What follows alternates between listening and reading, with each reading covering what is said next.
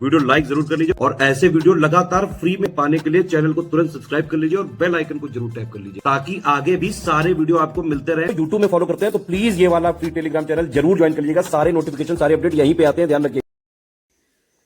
दोस्तों, स्वागत है आपका स्टडी फॉर सिविल सर्विसेज में। राउंड टेबल कॉन्फ्रेंसेस पर आधारित ये वीडियो है, इसे अवश्य देखिएगा। ये अत्यंत इंपॉर्टेंट है। इंपॉर्टेंट इसलिए है क्योंकि इंडियन नेशनल मूवमेंट को आप बड़े ही चाव से पढ़ते हैं और उम्मीद करते हैं कि इससे अच्छे खासे प्रश्न आपको एग्जाम में मिल जाएंगे, और मिलते भी हैं, ये भी बात है। तो राउंड टेबल कॉन्फ्रेंस उसी कड़ी में जो हमारा संघर्ष था अंग्रेजों के साथ। पहले तो हमने स्वशासन की मांग की, उसके बाद सीधे सीधे कहा कि देश से निकल जाओ, तुम्हारा शासन हमें चाहिए नहीं, हम अपने से शासन संभाल लेंगे, मतलब भारत छोड़ो, क्विट इंडिया मूवमेंट। तो वो सब चला। इस बीच में ये 3 बैठकें हुई। अब इन बैठकों की हिस्टोरिकल पीछे की फाउंडेशन कहाँ पे है, बैकग्राउंड कहाँ पे है, उस चीज़ को हम देखेंगे। और इसके बाद इनका फ्यूचर क्या होता है, मतलब बैठकें होती है ना तो कोई निष्कर्ष निकलता है। तो ये जो कॉन्फ्रेंस यहाँ हेल्ड किए गए 3 बार हुए, 1-2 बार नहीं, तो 3 बार हुए, तो इनका निष्कर्ष क्या निकला, किस रूप में सामने आया, उसको भी हम देखेंगे। और सिर्फ उतना ही नहीं, जब राउंड टेबल कॉन्फ्रेंसेस की बात आती है तो आप झट से उसकी तारीखें रट लेते हैं कि ये 1930 से 1931 तक चला, बस इतना याद है, काम बन जाएगा। लेकिन अगर आयोग बारीकी से पूछने पर आएगा, क्योंकि बार बार इन चीज़ों को पूछा जा चुका है, तो अब वो तारीखें घिसी हुई नहीं पूछी जाएंगी। स्टेटमेंट आधारित क्वेश्चन दिए जाएंगे और स्टेटमेंट में आपको कुछ जो पार्टिसिपेट करने वाले मेंबर्स हैं उनके नाम दिए जाएंगे, या किसी खास पार्टी से इस मेंबर ने भाग लिया था ऐसा कहा जाएगा और सही गलत पहचानने के लिए कहा जाएगा। तो वो करेक्ट इनकरेक्ट के फेर में आप पढ़ेंगे और आपको सही इन्फॉर्मेशन नहीं पता है तो आप प्रश्न गलत करके आएंगे। इसलिए आवश्यक है कि थोड़ा बारीकी से देखें, ठीक है। तो जहाँ तक राउंड टेबल कॉन्फ्रेंसेस का प्रश्न है, तो पीछे से अगर देखा जाए तो 1919 में जो माउंटेग्यू चेम्सफोर्ड रिफॉर्म आता है, उसमें आप देखते हैं कि जब उसकी पूरी रूपरेखा तैयार की जाती है, पहले तो माउंटेग्यू की घोषणा, उसके बाद वो आता है, फिर इम्प्लीमेंट किया जाता है, उसे लागू होता है। तो वहाँ पर ये तय किया जाता है, सरकार ही तय करती है कि इसकी समीक्षा के लिए, इसका पूरा रिव्यू करने के लिए बाद में कुछ 10 साल के बाद, 1 दशक के बाद हम एक कमीशन अपॉइंट करेंगे और उसके सहारे ये पता लगाएंगे कि ये कितना कारगर हुआ। और दूसरी बात ये कि भारतीयों का जो स्वशासन वाला मुद्दा है उस पर क्या काम किया जा सकता है। तो ये सारे मैटर थे, कई सारे मामले उसमें थे जिसकी की पूरी समीक्षा करनी थी। तो 10 साल से पहले ही ये साइमन कमीशन अपॉइंट कर दिया जाता है, जॉन साइमन इसके अध्यक्ष रहते हैं, और बाकी ये 7 सदस्यों वाला रहता है, मतलब इसमें 7 मेंबर्स जो रहते हैं, और सारे के सारे जितने भी हैं वो सब गोरे हैं, मतलब यूरोपीय। तो इतने सारे यूरोपीय सदस्य और मामला हम भारतीयों का, तो हम लोगों को बर्दाश्त कहाँ से होता है, तो विरोध इसका अच्छा खासा होता है। और इतने सारे प्रोटेस्ट के बावजूद ये पूरे भारत की यात्रा करता है। साइमन कमीशन जो है ये वहाँ इसकी अपॉइंटमेंट होती है, उसके बाद ये भारत आता है। बहुत ज़बरदस्त विरोध होता है, जगह जगह पर लाठियाँ लोगों को खानी पड़ती हैं, लोग जान गंवाते हैं, लेकिन उसके बावजूद ये पूरे भारत का भ्रमण करता है, घूम घाम कर ये पूरी निगरानी करता है और फिर वापस अपने देश लौटता है। जब वापस ये ब्रिटेन जाता है तो वहाँ पर अपनी जितनी भी रिकमेंडेशन थी वो सरकार के सामने पेश करता है, और सरकार के सामने जब पेश करता है तो इसकी जितनी भी रिकमेंडेशन है उस पर विचार विमर्श के लिए, सलाह मशवरे के लिए ये 3 बैठकें आयोजित की जाती, राउंड टेबल कॉन्फ्रेंसेस। तो आइए देखते हैं इनको। ये पहला वाला है और इसे हेल्ड किया गया था लंदन में, इतना तो आप जानते ही हैं। नवंबर 1930 से शुरू होकर चला था जनवरी 1931 तक। अच्छी खासी लंबी खिंच गई थी ये पहली बैठक, और इसमें पार्टिसिपेट नहीं करने वालों में सबसे ऊपर नाम आता है इंडियन नेशनल कांग्रेस का। कांग्रेस ने इसका टोटल बहिष्कार किया था। उसके अलावा कुछ बिजनेस लीडर्स जो थे वो भी इसमें भाग लेने से मना कर देते हैं, ठीक है। बाकी इसमें भाग लेने वाले भारतीयों का भी एक बड़ा वर्ग है। तो आइए नीचे देखते हैं पार्टिसिपेशन करने वाले कौन कौन से लोग। तो इसमें आप देख रहे हैं कि भारत की ओर से जो प्रिंसली स्टेट्स हैं वो शामिल होती हैं, सभी तो नहीं लेकिन हाँ मैक्सिमम शामिल होती हैं। मुस्लिम लीग के लोग इसमें शामिल होते हैं, जस्टिस पार्टी से लोग शामिल होते हैं, हिंदू महासभा से जाते हैं, वुमेन्स इसमें शामिल होती हैं, और डिप्रेस्ड क्लासेस जो हैं वो इसमें हिस्सा लेती हैं, सिख हिस्सा लेते हैं, पारसी लोग जाते हैं, भारतीय जो क्रिश्चियंस हैं, एंग्लो इंडियंस हैं, और भी बहुत सारे समुदाय और उसके जो लीडर्स हैं वो इसमें पार्टिसिपेट करते हैं। अपने अपने अधिकारों की मांग को लेकर वहाँ जाते हैं, इस आशा में कि कुछ न कुछ मिल जाएगा। कुछ को मिलता भी है, कुछ को नहीं भी मिलता है। तो ठीक है, अभी मुस्लिम लीग से कौन कौन जाता है उसमें देखें तो आगा खां थर्ड ये जाते हैं, लीडर ऑफ ये ब्रिटिश भारतीय प्रतिनिधिमंडल जो है, मतलब ब्रिटिश इंडियन डेलीगेशन, उसके ये लीडर हुआ करते थे। तो आगा खां थर्ड है। आगा खां अगर आप याद रखते हैं तो भी ठीक है, थर्ड उसके आगे न भी याद रखें तो भी चलेगा। उसके अतिरिक्त मौलाना मोहम्मद अली जौहर इसमें हिस्सा लेते हैं, थोड़ा सा इसे बड़ा किया जा सकता है। उम्मीद है कि अब आपको दिखाई दे रहा होगा, ठीक है। बाकी इस साइड वाला तो आप देख ही रहे हैं। चलिए, तो मुस्लिम लीग में हमने पहले तो आगा खान थर्ड को देखा, जो कि लीडर हैं ब्रिटिश इंडियन डेलीगेशन के। उसके अलावा मौलाना मोहम्मद अली जौहर है, मौलाना शफ़ी हैं, ठीक है, मौलाना मोहम्मद शफ़ी हैं, और मोहम्मद अली जिन्ना भी शामिल होते हैं। ये क्यों नहीं जाएंगे, तो जाएंगे ही। मोहम्मद जफरुल्ला खां शामिल होते हैं। इसके अलावा AK फजलुल हक इसमें पार्टिसिपेट करते हैं। हाफिज़ गुलाम हुसैन, हिदायतुल्लाह, शफात अहमद खान, डोमेली के जो राजा हैं शेर मोहम्मद खान, वो इसमें हिस्सा लेते हैं। AH गजनवी जो हैं वो भी इसमें भेजे जाते हैं, वो भी पार्टिसिपेट करते हैं। तो इतने सारे लोगों के नाम आते हैं जो कि मुस्लिम लीग की ओर से इसमें पार्टिसिपेट करते हैं। ये है आपका first round table conference. Hindu Mahasabha भी पीछे नहीं रहने वाली। तो हिंदू महासभा से और उसके समर्थकों की ओर से जो लोग जाते हैं उसमें BS मुंजे का नाम आता है, MR जयकर का नाम आता है। इसके अलावा दीवान बहादुर राजा नरेंद्र नाथ जी भी इसमें हिस्सा लेते हैं। तो ये लोग पार्टिसिपेंट के तौर पे इसमें शामिल होते हैं। हिंदू महासभा के अलावा आप देखें महिलाओं की ओर से बेगम जहां आरा शाहनवाज और राधाबाई सुब्बरायण, ये सारी जो वुमेन्स हैं ये हिस्सा लेती हैं इसमें। लिबरल और बाकी जितने हैं उनके रिप्रेजेंटेशन में, तो इसमें आप देखें JN बसु का नाम आता है, तेज बहादुर सप्रू का नाम आता है, CY चिंतामणि हैं, और श्रीनिवास शास्त्री इसमें हिस्सा लेते हैं। चिमनलाल सीतलवाड़ ये भी इसमें हिस्सा लेते हैं। तो ये सारे नाम आप लिबरल्स के देख रहे हैं, ठीक है, ये भी इसमें हिस्सा लेते हैं। और भी कई सारे लोग थे, कुछ के नाम जो चुनिंदा नाम है वो दिए हुए हैं, खासतौर पर लीडर्स के नाम दिए हुए। इसके बाद डिप्रेस्ड क्लास में आप देखेंगे BR अम्बेडकर और रत्तमलाई श्रीनिवासन, इन 2 जने का नाम आता है। और आप देखेंगे कि ये दोनों नाम जो हैं ये तीनों राउंड टेबल कॉन्फ्रेंस में आपको दिखाई देंगे। जस्टिस पार्टी की ओर से आप देखें इसमें मुदलियार साहब हिस्सा लेते हैं। जस्टिस पार्टी से अरकोट रामासामी मुदलियार इनका पूरा नाम है, तो AR मुदलियार ये हिस्सा लेते हैं। उसके अलावा भास्कर राव बिठोजी राव ये पार्टिसिपेंट होते हैं, और सर AP पात्रो ये भी इसमें पार्टिसिपेंट थे। तो पार्टिसिपेशन जस्टिस पार्टी का भी था, और उसके जो मेंबर, उसके जो रिप्रेजेंटेटिव थे उन्हें हमने देखा। लेबर की ओर से, मतलब लेबरों की ओर से इसमें NM जोशी और B शिवा राव, इन सब का नाम आता है।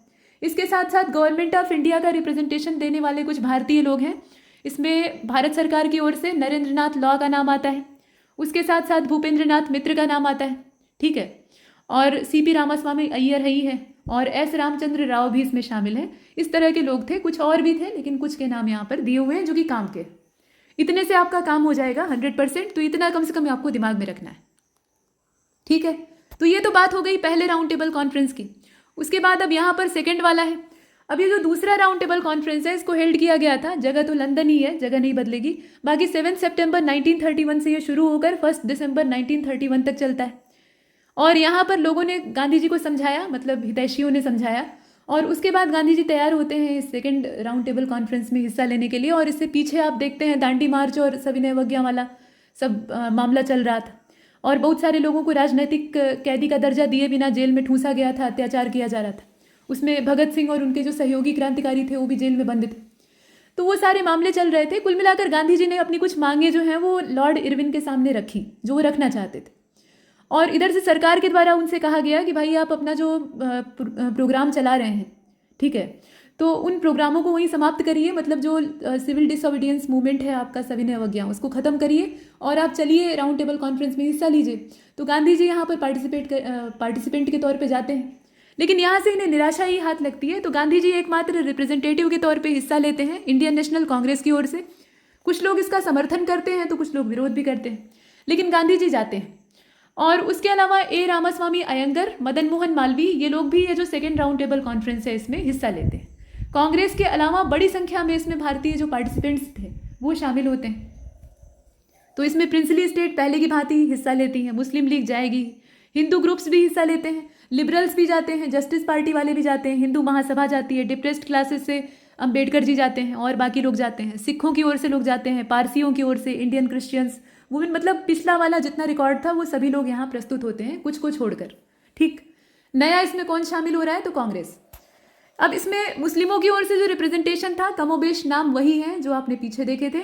इसमें आपके आगा खां थर्ड हैं, उसके अलावा मौलाना शौकत अली हैं, ठीक है, और मोहम्मद अली जिन्ना ही हैं, AK फजलुल हक हैं, मोहम्मद इकबाल हैं, मोहम्मद शफ़ी हैं, मोहम्मद ज़फ़रुल्लाह खां हैं, सैयद अली इमाम हैं, मौलवी मोहम्मद शफ़ी दाऊदी हैं, डोमेली के राजा हैं शेर मोहम्मद खान, AH गजनवी का नाम आता है, हाफिज़ हिदायत हुसैन का नाम आता है, सैयद मोहम्मद पातशाह हैं, साहिब बहादुर हैं, सफ़ाहत अहमद खान हैं, जमाल मोहम्मद है, नवाब साहिबजादा सैयद मोहम्मद, मेहर शाह, इस तरह के नाम आते हैं जो कि मुस्लिमों की ओर से रिप्रेजेंटेशन देते हैं।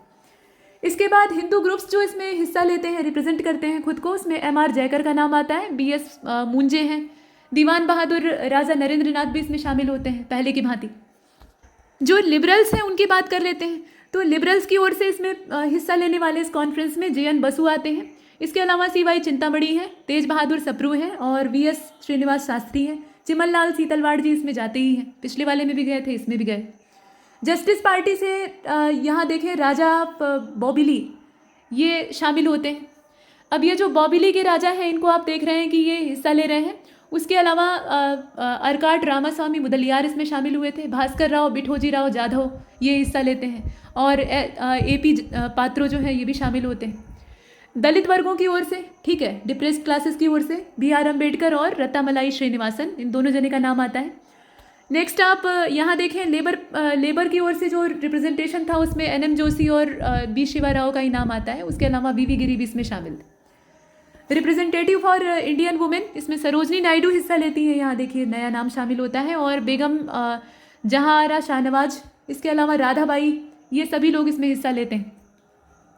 और गवर्नमेंट ऑफ इंडिया का रिप्रेजेंटेशन कौन करता है, तो पहले की भांति इसमें भी आप देख रहे हैं कि CP रामास्वामी अय्यर, नरेंद्र नाथ ला और M रामचंद्र राव ये लोग इसमें हिस्सा लेते हैं। इसके अलावा बर्मा, सिंध और असम, इसके अलावा जो आपके सेंट्रल प्रोविंसेस के लोग थे और NWFP से जो लोग रिप्रेजेंटेटिव हैं वो भी इसमें शामिल होते हैं, सेकेंड राउंड टेबल कॉन्फ्रेंस में हिस्सा लेते हैं। तो उनका भी यहाँ पर जिक्र किया गया है, उसको आप याद रखिएगा। इसके बाद अब यहाँ पर आप देख रहे हैं ये थर्ड राउंड टेबल कॉन्फ्रेंस है, आखिरी वाला, और इसे हेल्ड किया गया था लंदन में 17 नवंबर से, यानी 17 नवंबर 1932 से 24 दिसंबर 1932 तक, ठीक है। नवंबर से लेकर दिसंबर तक ये 32 में चला था। और इसमें पार्टिसिपेट किसने नहीं किया था, तो कांग्रेस इसमें हिस्सा नहीं ली थी, एकमात्र जो सेकंड वाला था उसी में हिस्सा लिया था। उसके अलावा बहुत सारे जो इंडियन पॉलिटिकल लीडर्स थे उन्होंने इसका बहिष्कार किया था। यहाँ तक कि यूनाइटेड किंगडम की जो लेबर पार्टी है वो भी इसमें भाग लेने से मना कर देती, फैसला लेती है कि हम भी इसमें हिस्सा नहीं लेंगे। तो ये तो नॉट पार्टिसिपेटेड दिया हुआ है। बाकी जो पार्टिसिपेशन था उसमें भी अच्छे खासे लोग हैं, जैसे कि इंडियन स्टेट्स से रिप्रेजेंटेटिव के तौर पे आप देखें इसमें अकबर हैदरी का नाम आता है, ये हैदराबाद के दीवान हैं। उसी प्रकार से मिर्ज़ा इस्माइल हैं, ये मैसूर के दीवान हैं, ठीक है। ये मिर्ज़ा इस्माइल जो हैं ये दीवान आप मैसूर हैं। और वजाहत हुसैन जो हैं ये जम्मू कश्मीर से हैं। बड़ौदा से कृष्णमाचारी हैं। सुखदेव प्रसाद जो हैं ये उदयपुर, जयपुर, जोधपुर से हैं। जे सुरवे जो हैं ये कोल्हापुर से हैं। राजा अवध बिसारिया ये भोपाल से। मनु भाई मेहता बीकानेर से। लियाकत हयात खान पटियाला से। फ़तेह नसीब खान अलवर राज्य से हैं।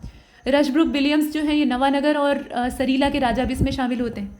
कुछ और रिप्रेजेंटेटिव इसमें हमें दिखाई देते हैं और उनके नाम आप यहाँ देख रहे हैं, जैसे कि आगा खां थर्ड का नाम आता है, BR अम्बेडकर है, रामकृष्ण रंगाराव हैं, बोबिली के राजा हैं।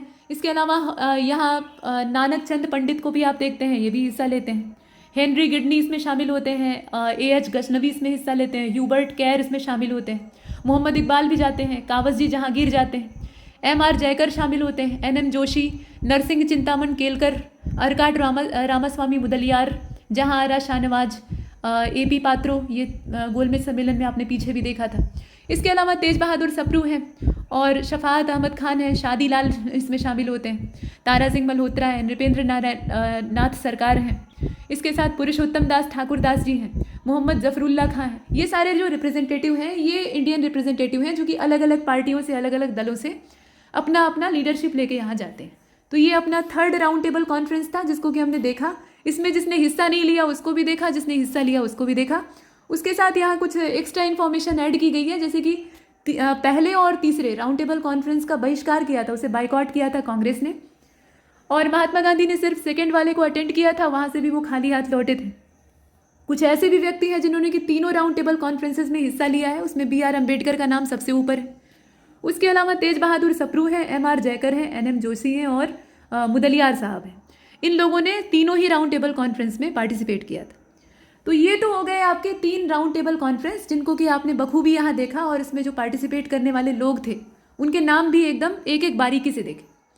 लेकिन खास बात यह है कि इन 3 पंचायतों के बाद फैसला क्या आता है। तो आप जानते हैं कि साइमन कमीशन की जो रिपोर्ट्स हैं उन्हीं पर, रिकमेंडेशन पर विचार विमर्श के लिए इसको बनाया गया था। उसके बाद वो दलितों वाला मुद्दा खड़ा हो जाता है, फिर वो कम्युनल अवार्ड, फिर एक नया वहाँ नई समस्या जन्म ले लेती है। खैर वहाँ गांधी अम्बेडकर समझौता होता है, पूना पैक्ट होता है, तो उससे मामला वहीं ठंडा हो जाता है। लेकिन यहाँ आगे जो प्रक्रिया चलती है उसमें अंग्रेज़ों के द्वारा एक नया एक्ट तैयार किया जाता है जिसे कि हम कहते हैं गवर्नमेंट ऑफ इंडिया एक्ट, और वो है आपका 1935 वाला, जो कि सबसे बड़ा एक्ट था, सबसे बड़ा अधिनियम था। मतलब वो ब्रिटिश संविधान ही आप उसे कह सकते हैं, भारत के लिए बनाया गया। तो वो जो ब्रिटिश कॉन्स्टिट्यूशन का एक छोटा प्रतिरूप आप कहिए, वो तैयार होता है राउंड टेबल कॉन्फ्रेंस के निष्कर्षों के बाद, ठीक है, यहाँ से जो कंक्लूजन निकल के आते हैं उसी के बाद। और बाद में आप देखेंगे कि जब हमारा कॉन्स्टिट्यूशन तैयार होने लगता है और हम जगह जगह से चीज़ों को ग्रहण करने लगते हैं, तो उस गवर्नमेंट ऑफ इंडिया एक्ट 1935 से बहुत सारे प्रावधानों को, ऐसे कह लीजिए कि लगभग फ्रेम वहाँ का उठा के हम अपने कॉन्स्टिट्यूशन में शामिल कर लेते हैं। ठीक, तो ये आप देखिए, साइमन कमीशन का हमने विरोध किया इसलिए क्योंकि उसमें जितने थे सब यूरोपीय थे और फैसला हमारे लिए था। और उसके बाद उसी के रिकमेंडेशन पे ये राउंड टेबल हुआ, राउंड टेबल का भी हमने बहिष्कार किया, मतलब ज़्यादातर लोग उससे खुश नहीं थे। और उसके बाद वहाँ से जो फैसले आए उससे बना ये 1935 वाला, और इसको हमने अपना लिया।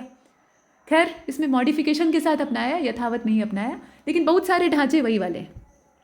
तो ये है कहानी। तो राउंड टेबल कॉन्फ्रेंस को थोड़ा ठीक से पढ़ के जाइएगा, क्योंकि इससे जो प्रश्न अब पूछे जाएंगे वो थोड़ा बारीकी से पूछे जाएंगे। तो इसमें इतना ही, फिर किसी नए लेक्चर में मुलाकात होगी, तब तक के लिए नमस्कार।